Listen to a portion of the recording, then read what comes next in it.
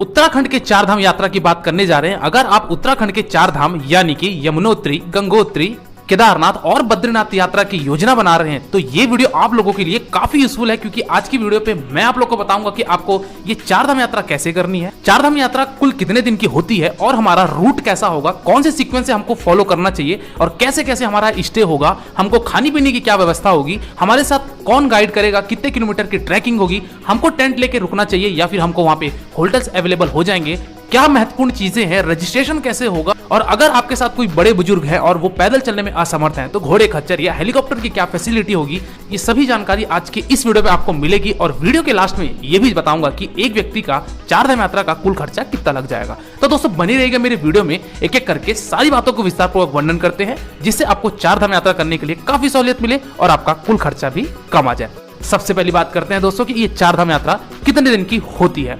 दोस्तों बेसिकली आपको बताना ये चाहूंगा कि जो ये चार धाम यात्रा शुरू होती है वो शुरू होती है हरिद्वार से। और जैसा आपको पता होगा कि हरिद्वार हमारी देश के बहुत सारे प्रमुख ट्रेनें वहां जाती है, तो हरिद्वार से हमारी यात्रा शुरू होगी और हमारी यात्रा वापस हरिद्वार पे खत्म होगी।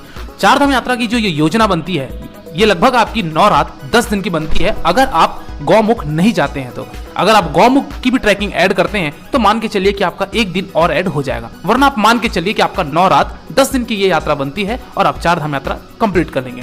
चलिए शुरू करते दोस्तों हरिद्वार से। हम हरिद्वार की जो लोकल साइट सीइंग है उसकी मैं अभी यहाँ पे बात नहीं कर रहा हूँ, जैसे कि हर की पौड़ी, मनसा देवी मंदिर, ये सारी चीजें हैं, क्योंकि हरिद्वार की सेपरेट वीडियो मैं ऑलरेडी बना चुका हूँ जो कि आपको ऊपर आई बटन पे लिंक मिल रहा होगा, तो वहां जाके आप हरिद्वार को कैसे एक्सप्लोर करना है वो देख सकते हैं। आज की वीडियो को बनाने का जो उद्देश्य है वो है केवल चार धाम। तो हरिद्वार से हमारी यात्रा शुरू होती है। आप अगर ग्रुप में हैं तो आपके लिए बेस्ट सुटेबल है टेम्पो ट्रैवलर, आराम से कंफर्टेबली आप जा सकते हैं। अगर आपकी कोई छोटी ग्रुप है तो इनोवा, और उससे भी अगर छोटी ग्रुप है तो फिर डिजायर या फिर टोयोटा की इटियोस आप गाड़ी लेके जा सकते हैं। वीडियो के आखिरी में मैं एक चीज आपको जरूर बताना चाहूंगा कि अगर आप पैकेज लेके जाते हैं तो क्या कॉस्ट पड़ेगा, अगर आप सेपरेट ही सारी चीजें खुद ही मैनेज करना चाहते हैं तो फिर आपको वो कॉस्ट क्या पड़ेगी। तो दोनों ही आपके ऑप्शन में विकल्प दूंगा, पूरी वीडियो में बने रहिएगा, तभी आपको सभी चीजों की जानकारी प्राप्त होगी। तो दोस्तों हरिद्वार से यात्रा शुरू होती है और हमारे देश के बहुत सारे प्रमुख शहरों से हरिद्वार के लिए डायरेक्ट ट्रेन कनेक्टिविटी मिल जाती है, तो आप हरिद्वार तक पहुंच सकते हैं। वही अगर आप फ्लाइट से आ रहे हैं तो आप देहरादून से यात्रा अपनी शुरू कर सकते हैं। देहरादून में आपका एयरपोर्ट है तो आप देहरादून उतर के आप अपनी यात्रा शुरू कर सकते हैं। चलिए दोस्तों मैं बात करता हूं डे नंबर 1 की। दोस्तों आपको मैं सभी योजना डे वाइज बताता जाऊंगा ताकि आपको सभी चीजें और भी अच्छे से क्लियर होती जाए। डे नंबर 1 दोस्तों आपको हरिद्वार से आपको जाना है बड़कोट की तरफ। दोस्तों हरिद्वार से बड़कोट की जो दूरी है वो लगभग आपकी 180 किलोमीटर की यात्रा पड़ जाती है, और यह यात्रा तय करने के लिए आप मान के चलिए कि आपको लगभग 6 से 7 घंटा या 8 घंटा भी लग सकता है। तो आप ये एक दिन आपका तो केवल बड़कोट पहुंचने में ही लग जाएगा और उस रात आप बड़कोट पे स्टे लेंगे। चलिए दोस्तों अगली बात करते हैं कि हम बड़कोट तो पहुंच चुके हैं, अब हमको स्टे कहां लेना है, क्या हमको स्टे की फैसिलिटी होगी और हमको खाने पीने की क्या व्यवस्था होगी। दोस्तों बड़कोट में आपको बहुत सारे होटल्स देखने को मिल जाएंगे, धर्मशाला भी कुछ देखने को मिल जाएंगी, डिपेंड करता है कि आपका बजट कितना है और आप कैसे जगह पे स्टे करना चाहते हैं। और दोस्तों वही अगर मैं रेट की बात करूं तो आप मान के चलिए कि 2000 रुपए पर डे के हिसाब से या फिर 1500 रुपए पर डे के हिसाब से आपको वहां रूम अवेलेबल हो जाएंगे। दोस्तों यहाँ पे सभी होटल्स के रेट इसलिए महंगे हैं क्योंकि ये चार धाम यात्रा, केदारनाथ यात्रा, ये जो भी यात्रा होती है दोस्तों ये मुश्किल से 5 से 6 महीने के लिए होती है, तो इसीलिए यहाँ पे जो भी व्यापार होते हैं वो बहुत महंगे होते हैं। चलिए दोस्तों हम बड़कोट में स्टे कर लिए। और वही बात की जाए खाने पीने की तो दोस्तों होटल में भी आपको खाने पीने की व्यवस्था मिलती है, या नहीं तो आप चाहे तो भोजनालय, रेस्टोरेंट कुछ छोटे मोटे देखने को मिल जाएंगे, तो वहां भी जाके आप अपने भोजन ग्रहण कर सकते हैं और उस रात आप विश्राम कीजिए। बड़कोट में डे नंबर 1 आपका इस तरह के कंप्लीट होता है। अगले सुबह प्रातःकाल उठिए डे नंबर 2 पे। डे नंबर 2 पे आपको दोस्तों जाना है बड़कोट से जानकी चट्टी के लिए। दोस्तों जानकी चट्टी वह स्थान है जहां से आपको पैदल यात्रा शुरू करनी है हमारे यमुना माता यानी कि यमुनोत्री के लिए। दोस्तों बड़कोट से जानकी चट्टी आपको वही गाड़ी लेके आएगी जो गाड़ी आप हायर किए रहेंगे। लगभग ये आपकी दूरी पड़ती है 45 किलोमीटर की, तो आप हार्डली 1.5 से 2 घंटे में जानकी चट्टी पहुंचेंगे और जानकी चट्टी से आपकी पद यात्रा शुरू होती है यमुनोत्री के लिए। दोस्तों ये जो यमुनोत्री की पद यात्रा होती है वो लगभग 5 किलोमीटर की होती है। 5 किलोमीटर की यात्रा तय करने में मान के चलिए आपको 1.5 से 2 घंटे लगेंगे और आप यमुनोत्री पहुंच जाएंगे। यमुना माता के दर्शन कीजिए, यमुना नदी का उद्गम स्थल इसी स्थान से होता है। यहाँ पे कुछ समय दीजिए और अच्छी तरीके से यमुनोत्री को एक्सप्लोर कीजिए, मत्थे टेकिए और वापस आप आ जाइए ट्रैकिंग करके जानकी चट्टी, और जानकी चट्टी से वापस आप आ जाइए बड़कोट और डे नंबर 2 की रात आप पुनः बड़कोट में स्टे कीजिए। अगली सुबह दोस्तों प्रातःकाल आप डे नंबर 3 पे उठिए। बरकोट से आपको जाना है उत्तरकाशी, और ये बरकोट से उत्तरकाशी की जो दूरी है वो आपकी लगभग 80 किलोमीटर की पड़ जाती है। दोस्तों ये 80 किलोमीटर की यात्रा तय करने के लिए आपको लगभग लगेंगे 3 से 4 घंटे, और आप उत्तरकाशी में अपना स्टे बना सकते हैं। दोस्तों इस दिन आपको सिर्फ उत्तरकाशी में स्टे लेना है, क्योंकि दोस्तों हम अगले धाम की तरफ बढ़ रहे हैं और वो है आपका गंगोत्री। तो दोस्तों आप उत्तरकाशी में स्टे लीजिए और रात्रिकालीन वहां विश्राम कीजिए। डे नंबर 3 आपका इस तरीके से कंप्लीट होता है। अगली सुबह प्रातःकाल उठिए, यानी कि डे नंबर 4। डे नंबर 4 पे दोस्तों आपको उत्तरकाशी से जाना है गंगोत्री के लिए, और ये गंगोत्री जाने के लिए आपको किसी भी तरीके की कोई ट्रैकिंग नहीं करनी होती। हालांकि आपको मैं बताना ये चाहूंगा कि 4 धाम यात्रा में आपको केवल 2 ही धाम में ट्रैकिंग करनी है। 2 धाम में आपको डायरेक्ट गाड़ी उस धाम तक जाती है, और वो जो ट्रैकिंग करने वाले धाम है वो है आपका, जैसा कि मैंने बताया, यमुनोत्री, और तीसरा धाम यानी कि केदारनाथ। ये 2 ही धाम ऐसे हैं जहां पे आपको ट्रैकिंग करना पड़ता है। तो दोस्तों डे नंबर 4 पे आप पहुंचे गंगोत्री। यहाँ पे आप गंगा माता जी के दर्शन कीजिए, मत्थे टेकिए, और दर्शन वर्शन करने के बाद आप वापस उत्तरकाशी में आ जाइए, और डे नंबर 4 पे आप उस दिन वापस उत्तरकाशी के होटल में बिताइए। अगली सुबह प्रातःकाल डे नंबर 5 में आपको उठना है और जाना है उत्तरकाशी से सोनप्रयाग, या फिर सीतापुर, या फिर गुप्तकाशी। अब ये 3 नाम जो मैंने लिए, ये वही स्थान है जहां से आपको अगले धाम के लिए, यानी कि देवों के देव महादेव केदारनाथ की यात्रा शुरू करनी है। दोस्तों सीतापुर तक हालांकि आपकी गाड़ी आती है और सोनप्रयाग तक भी आपकी गाड़ी जाती है, लेकिन इस साल का जो रश अगर कहा जाए, क्योंकि अभी कोविड की पैंडेमिक सभी चीजें नॉर्मल हो चुकी हैं, तो मान के चलिए कि आपको सीतापुर में, सोनप्रयाग में, सब जगह आपको होटल्स जो हैं वो हाउसफुल मिलेंगे। तो आप हो सकता है गुप्तकाशी मिले, या फिर हो सकता है आप ऊखीमठ में स्टे लें। जहां भी आपको होटल मिले आप वहां स्टे बना सकते हैं। हालांकि आगे आपको मैं बताऊंगा कि आपको पैकेज के क्या कॉस्ट पड़ेंगे और उस पैकेज में आपको कहां होटल दिया जाएगा, सभी चीजों की जानकारी आगे दूंगा। तो दोस्तों आप उस दिन डे नंबर 5 पे उत्तरकाशी से आइए आप सोनप्रयाग। सोनप्रयाग की जो दूरी है लगभग उत्तरकाशी से वो 220 किलोमीटर की पड़ती है, और ये 220 किलोमीटर की यात्रा तय करने में आपको लगभग 8 से 9 घंटे लग जाएंगे। और आप उस दिन डे नंबर 5 में उत्तरकाशी से आकर सोनप्रयाग में स्टे ले लीजिए, या फिर जहां भी होटल मिलता है गुप्तकाशी में भी आप स्टे ले सकते हैं। चलिए दोस्तों अगली सुबह यानी कि डे नंबर 6 में, डे नंबर 6 में आपको यात्रा शुरू करनी है महादेव के लिए, जो कि है आपका गौरीकुंड से। दोस्तों आप वहां से पहले गौरीकुंड चले जाइए। सोनप्रयाग से गौरीकुंड जाने के लिए आपको बोलेरो सुमो का साधन लेना पड़ेगा, जो कि उत्तराखंड गवर्नमेंट की तरफ से चलाया जाता है। 30 रुपए 40 रुपए सवारी लेता है, और आप गौरीकुंड पहुंचेंगे, और गौरीकुंड से आपकी 16 से 17 किलोमीटर की पद यात्रा शुरू हो जाएगी केदारनाथ के लिए। तो दोस्तों डे नंबर 6 में आप ट्रैकिंग करते हुए, आराम से महादेव के नाम लेते हुए, ओम नमः शिवाय का जाप करते हुए आप पहुंचेंगे केदारनाथ मंदिर प्रांगण में।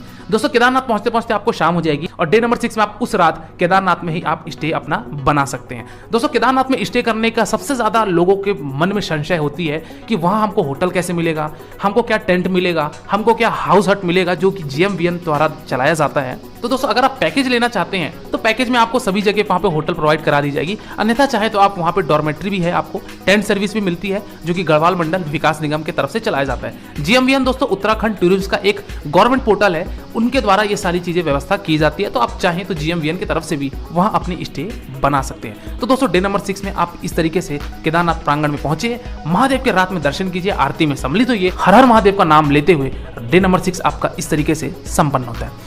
अगली सुबह प्रातःकाल आप उठिए डे नंबर 7 पे, पुनः आप महादेव के दर्शन कीजिए और अपनी ट्रैकिंग वापस शुरू कर दीजिए गौरीकुंड होते हुए सोनप्रयाग या फिर गुप्तकाशी के लिए। तो दोस्तों डे नंबर 7 में आप केदारनाथ मंदिर से आप नीचे उतरेंगे 16 से 17 किलोमीटर, और आप उस दिन पुनः वापस स्टे बनाइए गुप्तकाशी में या सोनप्रयाग में, जहां भी आपकी होटल्स अवेलेबल होगी। चलिए दोस्तों अगली सुबह यानी कि डे नंबर 8 पे, दोस्तों डे नंबर 8 पे आपको सोनप्रयाग से आपको डायरेक्ट निकलना है बद्रीनाथ के लिए। तो दोस्तों सोनप्रयाग से जो बद्रीनाथ की दूरी है वो लगभग 220 से 30 किलोमीटर पड़ती है ये दूरी भी, और ये दूरी तय करने के लिए आपको लगभग 8 से 9 घंटे पुनः लगेंगे। तो आप डे नंबर 8 में सोनप्रयाग से बद्रीनाथ पहुंचेंगे, और आप बद्रीनाथ में उस दिन स्टे ले लीजिए। हालांकि आप बद्रीनाथ अगर आप निकल रहे हैं तो सुबह सुबह आप सोनप्रयाग से डिपार्चर ले लीजिए, ताकि आप दोपहर होते होते बद्रीनाथ पहुंच जाएं। बद्रीनाथ में भी आपको रुकने की बहुत सारी व्यवस्था है, वहां पे भी आपको GMVN की तरफ से डॉर्मेट्री सर्विस भी दी जाती है, वहां पे आपको यात्री निवास भी दी जाती है, और साथ ही साथ आपके वहां धर्मशाला भी है, या फिर आप चाहें तो होटल में भी रुक सकते हैं। तो इस तरीके से आप बद्रीनाथ में स्टे लीजिए। बद्रीनाथ में आपको किसी भी तरीके की कोई ट्रैकिंग नहीं करनी है। बद्रीनाथ में जाइए और वहां पे आप बद्री विशाल यानी कि हमारे विष्णु अवतारी श्री बद्रीनाथ जी के दर्शन कीजिए, मत्थे टेकिए, अपने मनोकामनाएं मांगिए, और उस रात आप पुनः स्टे लेकर बद्रीनाथ में विश्राम कीजिए। दोस्तों अगली सुबह यानी कि डे नंबर 9 पे आप बद्रीनाथ में जो दर्शनीय स्थल है, जैसे कि माना गांव हो गया, भीमपुल हो गया, और भी 1-2 दर्शनीय स्थल हैं, उन सबको दर्शन करने के पश्चात आप बद्रीनाथ से आइए पीपलकोटी। दोस्तों बद्रीनाथ से पीपलकोटी का जो डिस्टेंस है वो आपकी लगभग 75 किलोमीटर की पड़ती है, और ये 75 किलोमीटर मान के चलिए कि आपका 2 घंटे में हार्डली तय हो जाएगा। तो दोस्तों आप पीपल कोटी में उस दिन स्टे लीजिए और डे नंबर 9 आपका इस तरीके से संपन्न होता है। अगली सुबह यानी कि डे नंबर 10, और ये आपका अंतिम दिन होगा इस 4 धाम यात्रा का। डे नंबर 10 में दोस्तों आप वहां से पीपल कोटी से अपनी यात्रा शुरू कीजिए अपने वापस लास्ट डेस्टिनेशन की तरफ, यानी कि वो है आपका हरिद्वार के लिए। दोस्तों हरिद्वार की जो दूरी है लगभग आपकी 230 किलोमीटर की पड़ जाती है, और ये 230 किलोमीटर की यात्रा तय करने के लिए आपको मान के चलिए कि 10 घंटे का ये सफर हो जाएगा। तो इस तरीके से आप पहुंचेंगे हरिद्वार, और ये 9 रात 10 दिन की ये यात्रा होती है 4 धाम की। चलिए दोस्तों अब कुछ महत्वपूर्ण बातें। सबसे पहली चीज तो ये कि अगर आपके साथ कोई बड़े बुजुर्ग हैं तो आप घोड़े खच्चर का प्रयोग करेंगे, या फिर हो सकता है कि आप हेलीकॉप्टर का प्रयोग करेंगे। तो दोस्तों ये आपके वेबसाइट है, तो यहां जाके आप हेलीकॉप्टर की बुकिंग अपनी ले सकते हैं, जो कि आपको यमुनोत्री के लिए और केदारनाथ के लिए दोनों ही जगह आपको हेलीकॉप्टर सर्विस मिलती है। तो आप यहां जाके इस वेबसाइट पे विजिट करके आप अपनी हेलीकॉप्टर की बुकिंग करवा सकते हैं। हेलीकॉप्टर का रेट मैं अभी इसलिए यहाँ पे नहीं जिक्र कर रहा हूँ क्योंकि ये हर साल ऊपर नीचे होती रहती है। तो आप इस वेबसाइट में जाके अपनी हेलीकॉप्टर की बुकिंग करवा सकते हैं। वही अगर मैं दूसरी बात करूं घोड़े खच्चर की, तो दोस्तों आप घोड़े खच्चर या फिर पालकी भी प्रयोग करके आप उस गंतव्य तक पहुंच सकते हैं, यानी कि यमुनोत्री तक, और दूसरा स्थान है आपका केदारनाथ। तो दोनों जगह आपके पालकी के रेट अलग अलग होते हैं, घोड़े खच्चर के रेट अलग अलग होते हैं, तो वो भी आपको इसलिए मिल जाएंगे। तो आप वहां से इन माध्यम का प्रयोग करके आप अपने बड़े बुजुर्गों के साथ या फिर जो चलने में असमर्थ है उनके लिए आप ये सुविधा दे सकते हैं। अगली महत्वपूर्ण बात है दोस्तों कि क्या हमको इन यात्रा के लिए कोई रजिस्ट्रेशन करवाना पड़ता है। तो दोस्तों जैसा कि आपको पता है कि केदारनाथ यात्रा हो चाहे आपकी वो 4 धाम यात्रा हो, दोनों के लिए ही आपको रजिस्ट्रेशन करवाना अनिवार्य है। तो दोस्तों इस वेबसाइट में जाके आप अपने रजिस्ट्रेशन करवा लीजिए। रजिस्ट्रेशन आपको कुछ भी नहीं, केवल आधार कार्ड लगेगा और आपको एक फोटो लगेगा। अपने रजिस्ट्रेशन करवा लीजिए। जो डेट पे आप विजिट कर रहे हैं, जिस डेट पे आप जहां जा रहे हैं, उस डेट के लिए आप अपने यहाँ पे रजिस्ट्रेशन करवा लीजिए और उसकी प्रिंट आउट निकलवा के अपने आधार कार्ड साथ में रखिए, और ये यात्रा आप अपनी शुरू कर सकते हैं। चलिए दोस्तों और भी कुछ महत्वपूर्ण बातें जो आपको अपने साथ कैरी करना दोस्तों, जिसमें से पहला आता है आपका गर्म कपड़े। दोस्तों अपने साथ आप गर्म कपड़े जरूर रखिएगा, क्योंकि आपको वहां पे ट्रैकिंग के दरमियान या फिर रात के समय पे आपको ठंडी का आभास जरूर होगा, तो आप वो अपने साथ जरूर रखिएगा। दूसरी चीज ये कि अगर आप पैदल यात्रा कर रहे हैं तो बारिश कभी भी हो जाती है, तो उसके लिए आप अपने साथ रेनकोट या फिर छाता आप जरूर कैरी कीजिएगा, ताकि आपको ट्रैकिंग करने में ज्यादा समस्या ना हो। तीसरी चीज दोस्तों ये कि आप अपने साथ पानी बोतल जरूर रखिएगा, क्योंकि ट्रैकिंग के दरमियान कहीं कहीं पानी की उपलब्धता कम है, तो आप अपने साथ पर्याप्त मात्रा में पानी बोतल रखिएगा। एक अपने साथ ट्रैकिंग स्टिक रखिएगा, ताकि आपको ट्रैकिंग करने में काफी सहूलियत मिले।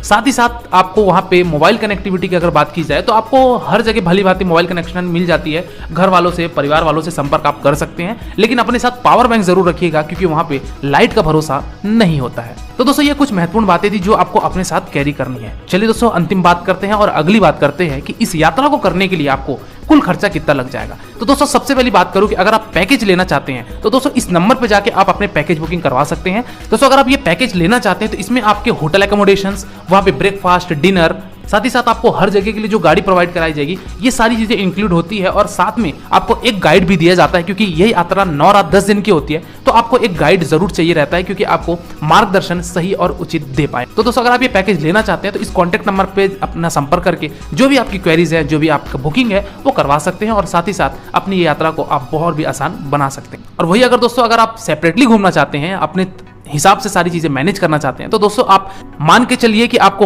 होटल बुकिंग, गाड़ी की सर्विसेज, ये सब मिला के आपको पर पर्सन का जो कॉस्ट पड़ेगा वो 18,000 से 20,000 रुपए पर पर्सन पड़ेगा, और ये आप 4 धाम यात्रा अपनी